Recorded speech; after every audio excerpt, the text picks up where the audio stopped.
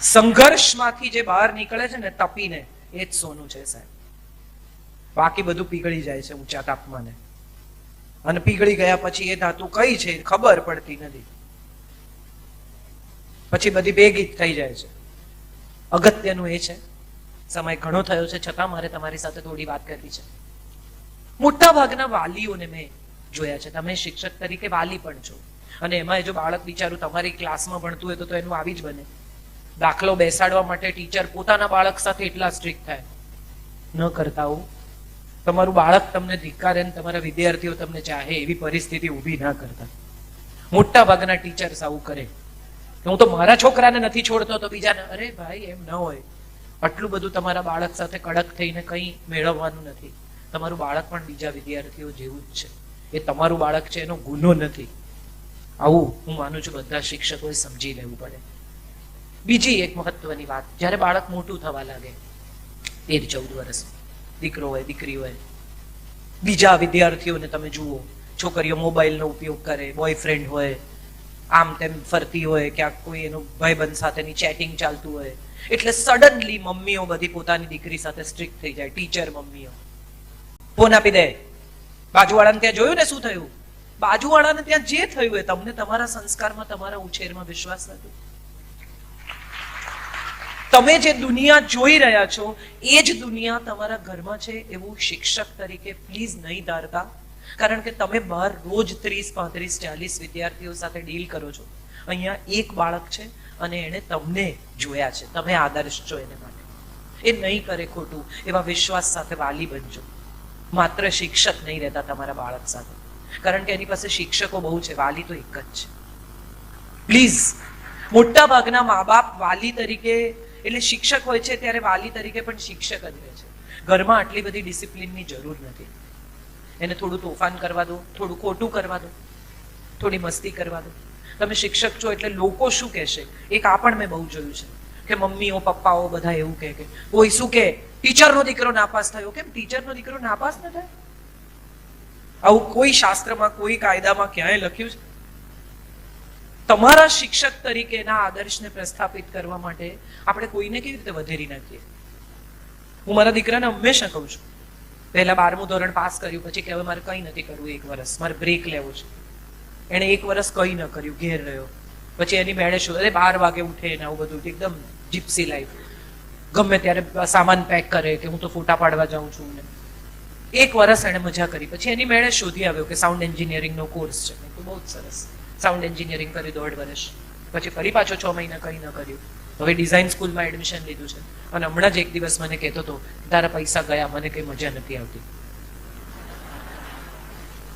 માં સફળ છે માટે બાળક પાસેથી એ સફળતાની અપેક્ષા શેને માટે? ઈશ્વરે બધાની ફિંગરપ્રિન્ટ્સ જુદી બનાવી છે. એનો અર્થ એમ કે દરેક માણસ જ જુદો છે. જો એવું ન હોત તો ગાંધીને ઘેર હરિલાલ ન હોત. જેણે પ્રેમનું પ્રતીક બાંધ્યું, જે જોવા લોકો વિશ્વભરમાંથી જાય છે, એના દીકરાએ મ્યુઝિકની ઠાઠડી કાઢી અને પોતાના 4 ભાઈઓને વધેરી નાખ્યા. શેને માટે? આપણે કોઈ એક વ્યક્તિ વિશે શું કામ એવો નિશ્ચય કરી લઈએ છીએ કે આ આમ છે માટે આને આમ હોવું જોઈએ? આવું કોઈ સમીકરણ જગતમાં ઉપલબ્ધ નથી. તમે શિક્ષક છો, બહુ સરસ વાત છે, બહુ સારા શિક્ષક છો, એથી પણ સારી વાત છે, પણ એનો અર્થ એવો નથી કે તમે તમારા બાળક ઉપર 30 બાળકોની ડિસિપ્લિન લાદી દો. શાંતિથી એને પણ એના વિસ્મય સાથે, એના કુતૂહલ સાથે, એના બાળપણ સાથે ઉછેરવા દો. એ તોફાન નહીં કરે તો કોણ કરશે? અહીંયા આમ છોકરું ફરતું હોય ને તો તમને બહુ નડે નહીં, પણ કોઈ મોટો માણસ ફરતો હોય ને તો તરત નડે. તો ભાઈ બેસી જાવ ને એક જગ્યા ગોતીને. બાળક ફરતું હોય તો તમને એમ થાય કે એ તો ફરે જ ને. ફુગ્ગો લઈને બચ્ચું દોડતું હોય તો સરસ લાગે, કોઈ બેન દોડતા હોય તો. બહુ સરળ વાત છે કે એનું બાળપણ એનો અધિકાર છે. એટલે એક શિક્ષક અને એક વાલીમાં હંમેશા આ ફરક જાળવી રાખજો કે ઘેર આવો ને પછી વાલી થઈ જજો, પછી શિક્ષક થવાનો પ્રયત્ન નહીં કરતા. આવી મારી એક બહુ નમ્ર સલાહ છે, અને આ સલાહ મારા જ્ઞાનમાંથી આવી છે, કારણ કે મારી માં ટીચર હતી. જેને પહોંચશે એને પહોંચી જશે. પણ આ બહુ મહત્વની વાત મારે તમને કહેવી છે. 12મા ધોરણમાં સાયન્સ જ લેવાનું છે એવું કરીને મને સાયન્સ લેવડાવ્યું. પુષ્કળ માર્ક મરીને હું લઈને આવી, અને પછી મેં એમ કહ્યું કે હવે મારે આર્ટ્સ લેવું છે. ત્યારે મને ઘરમાંથી કાઢી મૂકવા સુધી પણ એ લોકો પહોંચી ગયેલા કે તો ઘરમાં જ નહીં રહેવા દઉં. પણ હું બહુ ખરાબ ડોક્ટર થયો હતો એવી મને ખબર છે. તમે ઘરમાં તમે તમારા દવાખાનામાં દાખલ થાઓ અને 25 જણા આમ ઉતરેલા મોઢે બેઠા હોય. અહીંયા તમે કેટલા આનંદથી મને સાંભળો છો. તમારા ચહેરા પર આનંદ છે તો મારા ચહેરા પર છે. તમે વિચાર કરો કે તમે દવાખાનામાં એન્ટર કરો ને 25 જણા આવડું મોડું કરીને આમ બેઠા હોય અને તમે ગમે એટલી દવા આપો, એમાં 3 એવા હોય કે જે તમને એમ કે આરામ થતો નથી. કરીને તમે થાકી જાઓ, જાત જાતની દવાઓ આપો.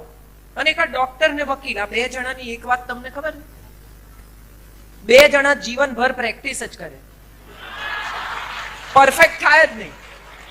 શું કરો છો? તો કે પ્રેક્ટિસ કરું છું આપણા ઉપર. એટલે હું ખરાબ ડોક્ટર થયો હતો, સારી ન થયો હતો. વક્તા સારી જ હોય માનું છું તમારી હાજરી જોઈને. જે તમે એમ ધારો કે તમે ગણિતના શિક્ષક છો માટે તમારા બાળકનું ગણિત સારું હોવું જોઈએ, આવું કઈ જરૂરી નથી. તમે અંગ્રેજીના શિક્ષક છો માટે તમારા બાળકે ફર્રાતેદાર અંગ્રેજી બોલે, આવું કઈ જરૂરી નથી. તમારું ગુજરાતી બહુ સારું છે માટે બાળકની જોડણી સાચી હોવી જોઈએ. પછી માં ફૂટપટ્ટી લઈને બેસે. કેટલી વાર શીખવાડ્યું? યની પહેલા રસવા આવે, લખ નારિયેળ.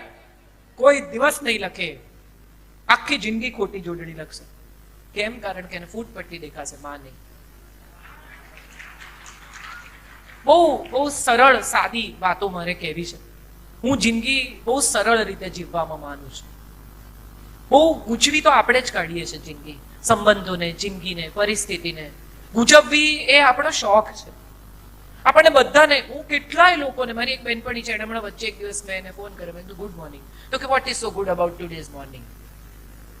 એટલે મેં એને કહ્યું, મેં કીધું પાટા ઉપર ટોયલેટ જવું પડે છે? તો કે ના. રેશનની લાઈનમાં ઉભા રહેવાનું છે 10:30 વાગે? તો કે ના. તું ઘાસ તેલ નહીં મળે તો શું રાંધીશ એવો સવાલ થાય છે? તો કે ના. મેં કીધું બસ, તો this is good about today's morning. જિંદગી સરળ છે, સંબંધો પણ સરળ છે. ખાસ કરીને પતિ પત્ની બંને શિક્ષક હોય ને ત્યારે મેં જોયું છે એમના સંબંધોમાં પણ ગૂંચ આવતી હોય છે. ના હોય તો તમારે એકલાની વાત છે, હું તો જનરલ વાત કરું છું. હું તો જનરલ વાત કરું છું. આમાં કોઈ એક વ્યક્તિને આપણે ટાર્ગેટ ક્યાં કરીએ છીએ? સિંગલ કેસ તો કેવી રીતે ઉપાડીએ સાહેબ? પણ એ રીતે ગૂંચ આવતી હોય છે કે બંને પર વર્ક પ્રેશર બહુ હોય. બંને પુષ્કળ નોટ્સ તૈયાર કરવાની હોય, બંને પેપર તપાસવાના હોય, બંને ખૂબ કામ કરવાનું હોય. અને ત્યારે બંનેની પરસ્પર એવી અપેક્ષા હોય કે થોડી થોડી મદદ બંને જણા કરી દે. ત્યારે દરેક વખતે આ લાગણી થતી હોય છે કે હું પણ કામ કરું છું. ત્યારે મને એવું લાગે છે કે આપણો સમાજ હવે બદલાઈ રહ્યો છે.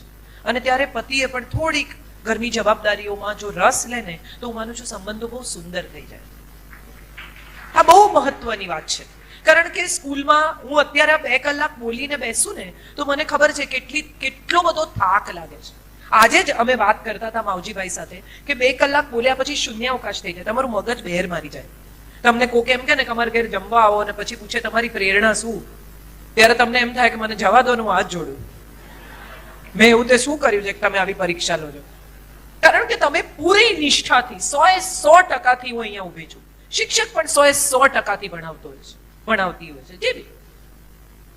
અને 10 થી 5, 7 થી 1 ની આખા દિવસની જોબ પછી જ્યારે ઘરે આવે છે ત્યારે એને થોડોક અવકાશ, થોડીક શાંતિ, થોડોક સ્વયં માટેનો સમય મળવો જોઈએ. કારણ કે તમે એટીએમ માંથી વિડ્રો જ કર્યા કરો ને કશું ડિપોઝિટ જ ના કરો ને તો કાર્ડ તમને ખાલી બતાવે. થોડું દરેકને પોતાનામાં ઉમેરવાની છૂટ મળવી જોઈએ. અને આ છૂટ શું છે એ તો પરસ્પર જ શોધવું પડે. પત્નીને સંગીત ગમતું હોય તો થોડી વાર ભલે મ્યુઝિક સાંભળે. આ બંધ કર, હું પેપર તપાસું છું.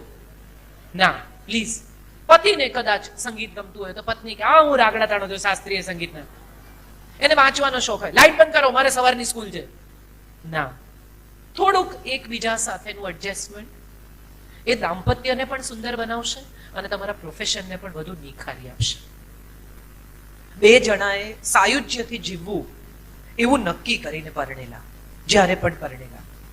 બધા લગ્નો થાય છે ત્યારે કોણ આવ્યું હતું, કોણ નહોતું આવ્યું, સાડી કઈ પહેરી હતી, કોનું કવર ખાલી નીકળ્યું, આવું બધું તમને 20-20 વર્ષ યાદ રહે.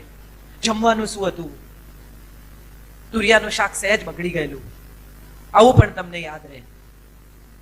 પણ 7 વચન જે આપ્યા ને લીધા, એ કોઈને તમે પૂછો કે યાદ છે, હમણાં કહેશે આ મને યાદ છે, પણ આ તમારી વાત નથી, આ જનરલ વાત છે. ના ભાઈ, હું જનરલ વાત કરું છું. આમાં પાછું તરત એ પોતાની નોંધાવશે. એટલે મૂળ વાત એટલી જ છે કે મોટા ભાગના લોકોને આ વચનો યાદ નથી. આ વચનો બહુ સુંદર છે. અને શિક્ષક જ્યારે સમાજની ધરોહર છે, બહુ સરસ કહ્યું ભૂપેન્દ્રસિંહજીએ કે શિક્ષક સમાજની ધરોહર છે, પાયો છે. અને એ જ શિક્ષકનું દાંપત્ય જીવન, એનું ઘર, એની ઇમોશનલ લાઈફ જો ક્લેશમય હોય ને, તો એ બીજે દિવસે સ્કૂલમાં જઈને ક્યાંય કશે પણ આનંદથી બાળક સાથે ડીલ નહીં કરી શકે. ફ્રસ્ટ્રેશન માણસનો સ્વભાવ છે. કોઈ ફ્રસ્ટ્રેશન પકડી શકતું નથી, તમારે કાઢી જ નાખવું પડે. અને સૌથી સોફ્ટ ટાર્ગેટ કોણ છે? પેલા નાના બાળકો જે રિએક્ટ નથી કરવાના. શિક્ષા કરવાનો અધિકાર છે, તમારું ફ્રસ્ટ્રેશન કાઢવાનો અધિકાર નથી. તમે ઘેરથી ચીડાઈને, અકળાઈને, કંટાળેલા આવ્યા હોવ અને બચ્ચું બિચારું માર ખાય, ધેટ્સ નોટ ફેર.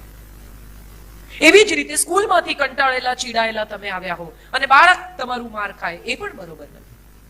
વ્યક્તિ તરીકે તમારે એબ્સોર્બ કરતા શીખવું પડશે. શિક્ષક બ્લોટિંગ પેપર છે તમામ ફ્રસ્ટ્રેશન્સનો, બાળકના પણ અને પોતાના પણ. આ એને ચૂસી લેવો પડશે, પોતાનું ફ્રસ્ટ્રેશન, પોતાની તકલીફ. એને હક નથી કે આવી રીતે કોઈના પર કાઢે. અને માટે જો આ જનરેટ જ ન થાય તો ઉત્તમ પરિસ્થિતિનું નિર્માણ થઈ શકે. આવું મારે કહેવું છે. દાંપત્ય જીવન સુખી હોય, ઘર સુખી હોય, શાંતિ હોય, તો કદાચ એક શિક્ષક બેટર પરફોર્મ કરી શકે.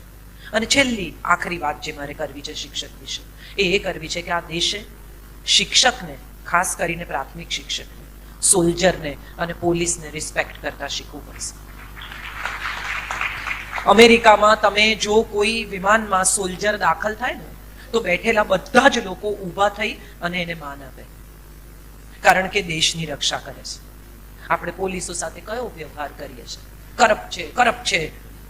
કેટલા લોકોએ કરપ્શન કર્યું અને કેટલા લોકોની નજરે તમે કરપ્શન જોયું કે આ મેં જોયું છે પોલીસને લાંચ લેતા? કેટલા? કોઈ નહીં. આપણે સાંભળેલી કઈ સુની વાત. 3 જણાએ કીધું કે પોલીસ કરપ્ટ છે એટલે પોલીસ કરપ્ટ છે. સાહેબ, આ યુપી બિહારથી, સાહેબને તો ખબર છે, યુપી બિહારથી જેટલા પણ આઈએએસ આઈપીએસ ઓફિસર્સ આવે છે ને, એ બધા છેલ્લે ગુજરાતમાં ઘર લઈને રહી જાય છે. એકવાર જેનું ગુજરાતમાં પોસ્ટિંગ થયું એ ગુજરાત છોડતા નથી. ગુજરાતની દીકરીઓ 2 વાગે 3 વાગે ગરબા રમીને 2 વ્હીલર પર 2 છોકરીઓ એકલી આવે. આ કોની કમાલ છે?